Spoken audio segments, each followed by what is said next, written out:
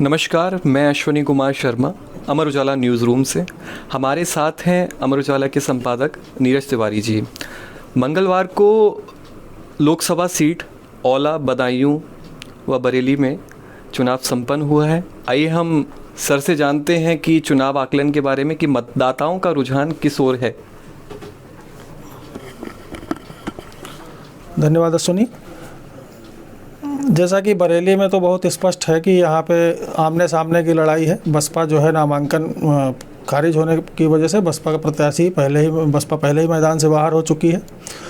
अब जो है सपा और भाजपा के बीच लड़ाई है और दोनों का दोनों की हार जीत तय करेंगे जो है बसपा के कैडर वोटर। बसपा के कैडर वोटर कहाँ जा रहे हैं, इस पर ही सबकी नज़र है। हालांकि ज़्यादातर उनमें लाभार्थी वर्ग हैं, इसलिए माना जा रहा है कि इसका फ़ायदा जो है भाजपा को ज़्यादा मिलेगा। और आंवला की बात करें तो आंवला और बदायूं की भी बात कर ले साथ में तो ज़्यादा बेहतर होगा, क्योंकि आंवला और बदायूं में बसपा है, बसपा के कैंडिडेट हैं, लेकिन बसपा लड़ाई में दोनों जगह नहीं दिखी। वहाँ भी आमने सामने की ही लड़ाई है। और आंवला में सवर्णों की नाराज़गी प्रत्याशी के से जो है वो काफ़ी ज़्यादा दिखी। इसकी वजह से जो है हो सकता है कि बस भाजपा नुकसान उठा जाए, लेकिन पिछला जो जीत का अंतर था वो काफ़ी अच्छे मतों से था, तो ये लड़ाई करीबी हो सकती है। लेकिन अभी भी यहाँ भी अपर हैंड पे भाजपा को ही रखना चाहिए। बदायूं को लेकर के ये है कि वहाँ पे मुस्लिम वोट जो है एक तरफा जो है सपा पे गया है। सपा से यहाँ पे आदित्य यादव, शिवपाल यादव के बेटे हैं, प्रत्याशी हैं, और बसपा से भी मुस्लिम प्रत्याशी हैं, लेकिन उनको उस जितने मतलब जैसा माना जा रहा था, जो समीकरण उनके पक्ष में जाने चाहिए थे वैसे नहीं हुआ है पिछले चुनाव से। और इस चुनाव में यही अंतर भी आया है कि मुस्लिम वोट सपा या कांग्रेस प्रत्याशी की तरफ ज़्यादा गए हैं।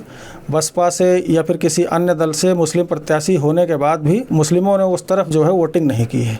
ये यहाँ बहुत साफ देखने को मिला है। और पिछली जीत जो भाजपा की थी यहाँ पे महज 18,000 वोटों की थी, इसलिए यहाँ पे लड़ाई कड़ी है। हार जीत का अंतर भी लगभग पिछली बार जैसा ही रहेगा। अगर भाजपा जीतती है तो और सपा जीतती है तो अंतर बड़ा हो सकता है। जो औला की सीट की जानकारी हमको देंगे ग्राउंड रिपोर्ट के द्वारा। सर, क्या मतदाताओं का रुझान रहा है? आंवला की सीट पर सपा, भाजपा और बसपा तीनों के उम्मीदवार उतरे हुए हैं। भाजपा ने यहाँ 2 बार के सांसद धर्मेंद्र कश्यप को उतारा है और सपा ने नीरज मौर्य को चुनावी मैदान में टिकट दिया है। बसपा की ओर से आबिद अली यहाँ पर मैदान में लड़ रहे हैं। हालांकि आज मतदान के दौरान सपा और भाजपा में ही सीधी लड़ाई नज़र आई।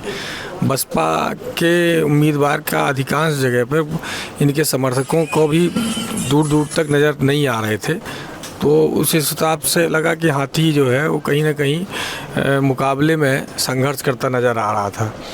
इस सीट पर मुस्लिम मतदाता एक तरफा अधिकांश जगह सपा के साथ खड़े नज़र आए।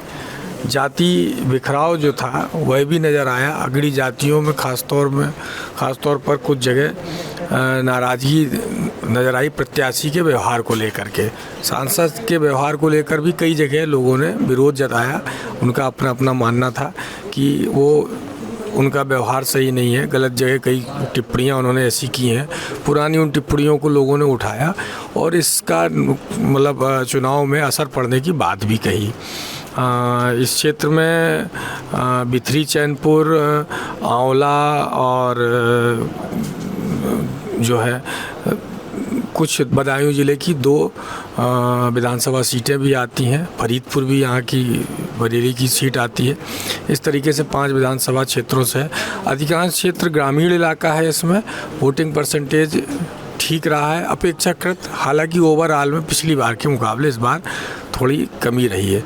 मेन मुकाबला सपा और भाजपा में ही है और बाकी रिजल्ट आने पर पता चलेगा कौन आगे निकलता है। प्रशासन ने तमाम दावे किए थे कि इस बार मतदान अधिक होगा, लेकिन इस बार भी पिछले बार की तुलना में कम ही हुआ है। पिछली बार 61% मतदान हुआ था, इस बार 57% मतदान हुआ है। आइए हम जानते हैं बरेली लोकसभा सीट के बारे में वरिष्ठ संवाददाता हमारे शशांक मिश्रा जी से कि उन्होंने ग्राउंड रिपोर्ट के द्वारा किस तरीके से मतदाताओं का रुझान लिया है। सर, हम बात करें बरेली लोकसभा सीट की तो यहाँ की लड़ाई बेहद रोचक रही। उसका कारण ये रहा कि बसपा मैदान से बाहर हो चुकी थी, तो सीधी लड़ाई आमने सामने की जंग थी समाजवादी पार्टी और भारतीय जनता पार्टी के बीच में। भाजपा ने पीएम मोदी, सीएम योगी आदित्यनाथ और तमाम अपने जातीय के जो नेता थे उनकी रैलियों के माध्यम से हिंदू मतों की एका को निश्चित थी उतने यहाँ सजोया है। सपा के पास मुस्लिम वोटर्स निश्चित उनके पाले में थे, तो ध्रुवीकरण से हम इनकार नहीं कर सकते हैं। और आज साफ तौर पर हमने बूथों पे हम गए थे, वहाँ हमको दिखाई भी दिया कि ये ध्रुवीकरण की चादर चढ़ी हुई है। और अगर हम देखें इसको तो समाजवादी पार्टी यहाँ चूकी है और उसने जो उसके हिंदू मतों में सेधमारी का प्रयास था वो पूरा नहीं हो पाया है। तो कहीं ना कहीं जो परिणाम आएगा उस पर इन सब के समीकरणों उसका असर साफ तौर पर दिखाई देगा। वो इस लोकसभा सीट पर हम लोग देख रहे हैं कि मतदान प्रतिशत पर असर पड़ा है। पिछली बार की तुलना में 3% मत प्रतिशत जो है वो कम है। अब हम देखेंगे कि पार्टी दल में क्या इसका इफ़ेक्ट पड़ेगा आने वाले दिनों में या जो रुझान आएंगे उनमें, तो इस बारे में हम शशांक जी से बात करेंगे कि उनका क्या कहना रहेगा।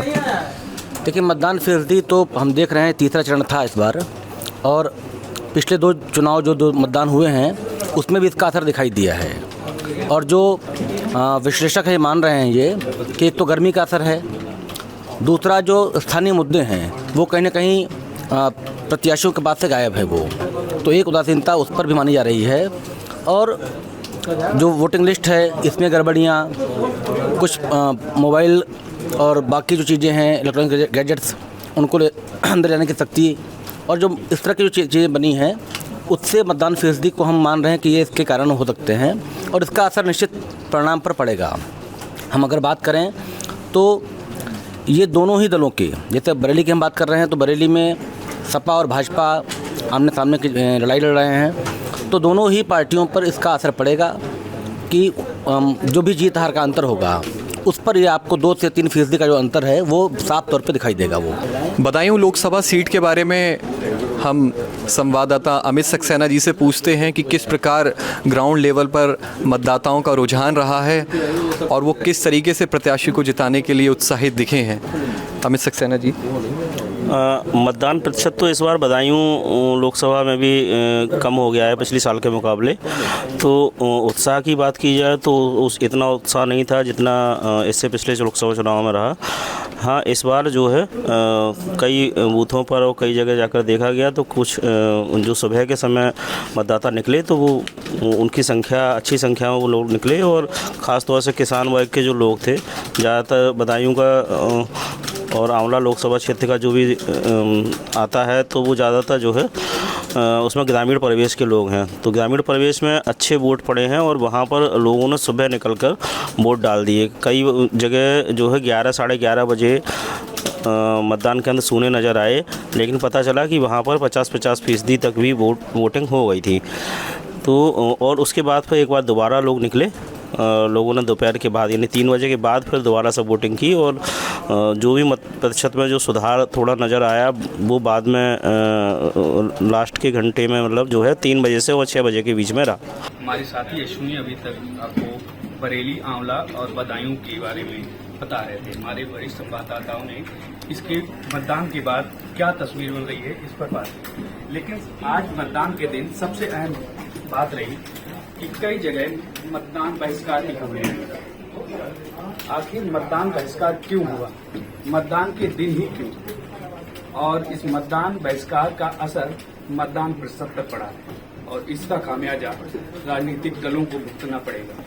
इस पर क्या हमारे संवाददाता शशांक मिश्र जी क्या कहते हैं, जानते हैं। देखिए, मतदान जो बहिष्कार की बात आई है ये कहीं ना कहीं मुद्दों का जो अभाव है, जो हम स्थानीय मुद्दे पोलिटिकल पार्टीज के वरीयता में नहीं है, तो पब्लिक ने उस मुद्दे को बनाया है। और ऐसा नहीं कि एक दिन में ये गुस्सा फूटा है, ये लगातार इसकी तबुगाहट चल रही होगी। ये हमारे पास भी खबर इसकी आ रही थी कि लोगों ने कई जगहों पर बैनर लगा करके कई गांव के लोगों ने ये मैसेज भी किया था। उनकी सुनवाई नहीं हुई तो उनको लगा कि यही एक तरीका है कि चुनाव के दिन हम अपना मैसेज बड़े तौर पर सामने रख सकते हैं। और जब उनको समझाने के लिए आश्वासन उनको मिला प्रशासन की ओर से तो वो फिर राजी भी हुए।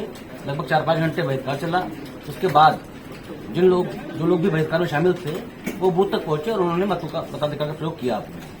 तो ये पूरी तरह से जो स्थानीय मुद्दे गायब हैं केवल उन पर ध्यान आकर्षित कराने के लिए ही ये पूरी कवायद हुई।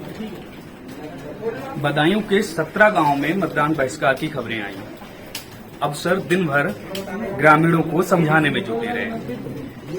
कई ग्रामीण मान गए, लेकिन कुछ गांव में शाम तक मतदाता अपनी जिद पर अड़े रहे और मतदान नहीं किया। बदायूं में क्या हालात थे हम जानते हैं अमित सक्सेना से। बदायूं में भी करीब 17 जगह मतदान बहिष्कार की खबरें आई हैं और वहाँ अधिकतर जगह यही है कि सड़क न बनने को लेकर ही समस्या है लोगों में।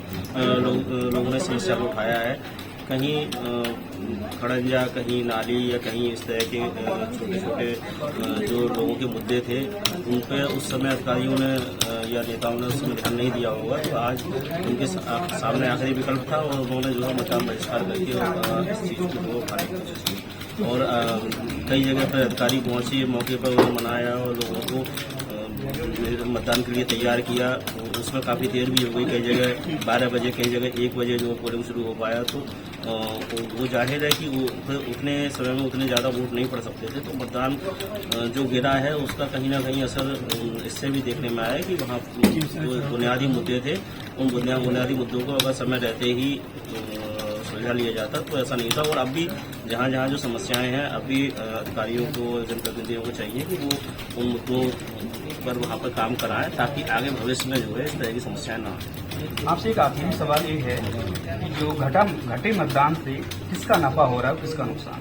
देखिए, ये तो कहना मुश्किल है, लेकिन एक आमतौर पर एक धारणा है, माना जाता है कि जो ज़्यादा मतदान प्रतिशत कहीं होता है तो ये एक वो है कि भाजपा को उसका फायदा मिलता है। तो अगर मतदान कम हुआ है तो उसका एक जाहिर है कि भाजपा के जो लॉबी है उनको ये ज़्यादा चिंतन का विषय है, या वो लोग आज अपनी मीटिंग में इसका चिंतन कर रहे होंगे कि ये क्यों गिरा। तो ये एक सीधी बात है कि माना जाता है कि अगर वोट प्रतिशत गिरा तो उसमें भाजपा को कहीं ना कहीं लॉस होगा। बहरहाल मतदाताओं ने प्रत्याशियों की किस्मत का फैसला ईवीएम में कैद कर दिया है। अब इंतजार है 4 जून का, नतीजे क्या कहेंगे वो हमारे साथ बने रहिए। अमरउजाला.com देखते हैं। अगर आप ये वीडियो YouTube पर देख रहे हैं तो हमारे चैनल को सब्सक्राइब करें और बेल आइकन को दबाना ना भूलें। अगर आप Facebook पर ये वीडियो देख रहे हैं तो हमारे पेज को लाइक करें।